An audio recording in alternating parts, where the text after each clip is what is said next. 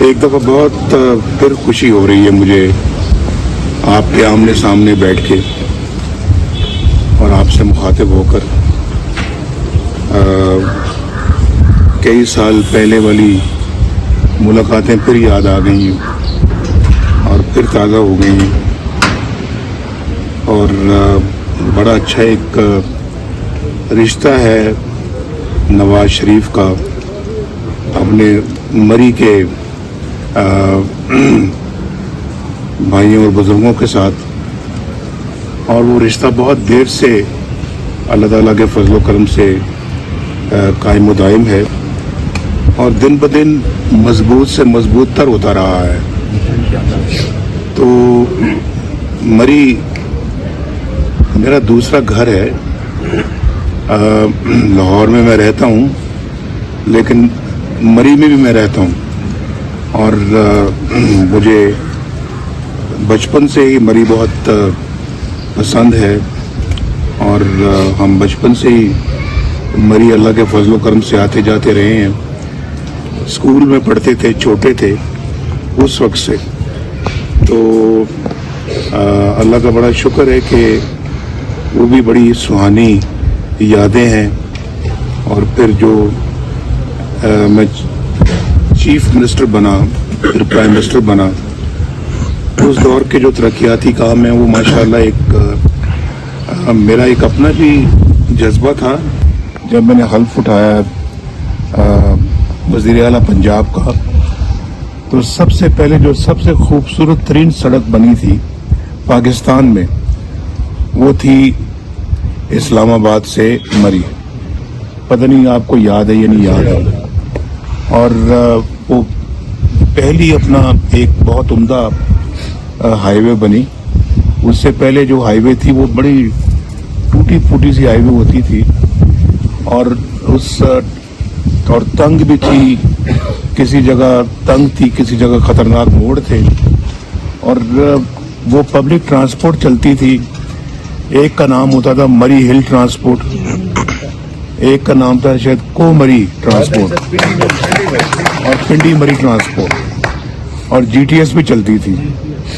तो वो सारी बसें जो हैं वो पिंडी से चलती थी और यहाँ उसको एजेंसी कहते हैं या एजेंटी कहते थे।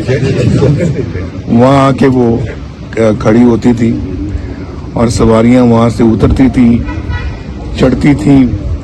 तो वो एक नक्शा आज भी जो है मुझे मेरे जहन में बिल्कुल याद है अच्छी तरह से मुझे।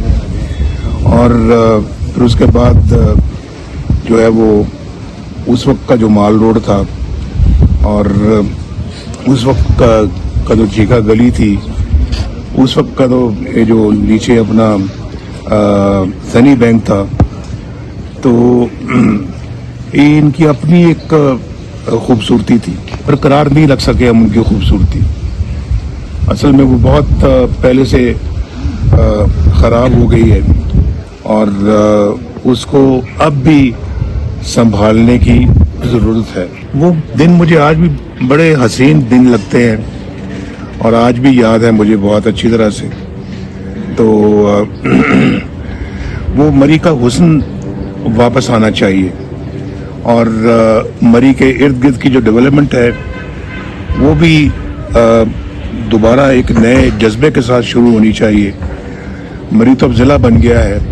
11,000 मेगावाट हमने अपने सिस्टम में इजाफी अपने सिस्टम में डाला। लोड शेडिंग ख़त्म हो गई और दिन रात मेहनत करके हमने मंसूबे बनाए और उनको लगाया, मुकम्मल किया। मैं बिजली के मंसूबों की बात कर रहा हूँ। तो डेढ़ साल में एक कारखाना बिजली का हमने मुकम्मल किया। जो माजी की हुकूमतें जो हैं वो 20-20 साल में मुकम्मल नहीं करती थी। उनके छोड़े हुए मंसूबे हमने जो है वो आके तो मुकम्मल किए। जैसे कि नीलम दरिया पे जो मंसूबा था वो हमने उसको मुकम्मल किया जो लटका हुआ था। उसके बाद फिर हमने अपना जो है ना वो बाकी सूबे बिजली बनाने वाले कोयले से बिजली बनाने वाले मंसूबे, हत्ता कि हमने सिंध में जो सुनते थे कि जी वहाँ कोयला है, पाकिस्तान के लिए बहुत फ़ायदेमंद है, ये बहुत तरक्की की बुनियाद बनेगा ये, लेकिन उसको आज तक कभी किसी ने तरक्की की बुनियाद बनाया नहीं था। 50 साल से मैं भी सुन रहा था कोयले की कानें हैं, लेकिन जब उसको इस्तेमाल ही नहीं करना तो फ़ायदा क्या। हमने पहली मर्तबा उन कानों को जो है ना, वहाँ कोयले की कान को जाके उस पर काम शुरू किया, कोयला निकालना शुरू किया और फिर वहाँ पे बिजली का कारखाना लगाया जो आज भी देखे जाके वहाँ कोयले से चल रहा है। पाकिस्तानी कोयला है। ये कोयला कहीं और से नहीं मंगवाया जाता, इसके लिए डॉलर खर्च नहीं होते। ये पाकिस्तानी कोयला है, तो इसको जितना मर्जी इस्तेमाल करके तो इसमें आप हजारों मेगावाट बिजली जो है वो बना सकते हैं, शायद लाखों भी बना सकते हैं। तो कम से कम किसी को काम तो शुरू करना चाहिए था। बाद आने वाली हुकूमत ने देखिए बात रिकॉर्ड की है, और आपको पता है कि मैं अल्हम्दुलिल्लाह झूठ नहीं बोलता। सियासत के लिए झूठ बोलना भी कोई बात है? क्या खटेंगे आप सियासत के लिए झूठ बोलेंगे?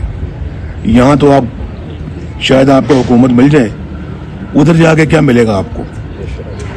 अवाम को धोखा दें, गलत बातें करें, झूठ बोलें और गलत कमिटमेंट करें, गलत वादे करें, सबस बाग दिखाएं और फिर कौमी सतह पे ये काम करें। आप कौम को धोखा दें और फिर ये तवक्को करें कि अल्लाह माफ़ कर देगा। अल्लाह माफ़ नहीं करता। अल्लाह कैसे माफ़ कर देगा भाई? मैंने अगर राजा साहब के कोई 5,000 रुपये भी अगर देने होंगे, जब तक मैं इनको दूंगा नहीं, ये मेरा गुनाह अल्लाह माफ़ नहीं करेगा। मैंने किसी के साथ धोखा किया है, फ्रॉड किया है, जालसाजी की है, मैं हेरा फेरी की है और उसको मैंने उसके हक से महरूम किया है, तो मैं कहूँ जना मैं रोज़ अस्तगफुरुल्लाह करता हूँ, दिन में 500 दफ़ा पढ़ता हूँ, अस्तगफुरुल्लाह पढ़ता हूँ, अल्लाह ने मुझे माफ़ कर दिया। कैसे अल्लाह ने माफ़ कर दिया? अगर ज़िंदगी में आपने नमाजें नहीं पढ़ी, पिछली ज़िंदगी में आपने नमाजें नहीं पढ़ी, 40 साल आपकी उम्र हो गई है, 40 साल में आपने नमाजें नहीं पढ़ी, 41वें साल जाके आप अल्लाह से कहते हैं अल्लाह मुझे माफ़ कर दे, मैंने 40 साल नमाजें नहीं पढ़ी, आइंदा मैं पढ़ूंगा, और आप पढ़ना शुरू कर दें, वो अल्लाह माफ़ कर देगा। हुकूकुल इबाद नहीं होते, हुकूकुल अल्लाह के हक, अल्लाह के जो हक है वो माफ़ हो जाते हैं, लेकिन इंसानों के साथ जो आप सलूक करते हैं, तो वो गलत सलूक करते हैं, वो माफ़ नहीं होता, वो अल्लाह माफ़ नहीं करता। तो मैं ये कह रहा हूँ कि इसलिए झूठ नहीं बोलना चाहिए।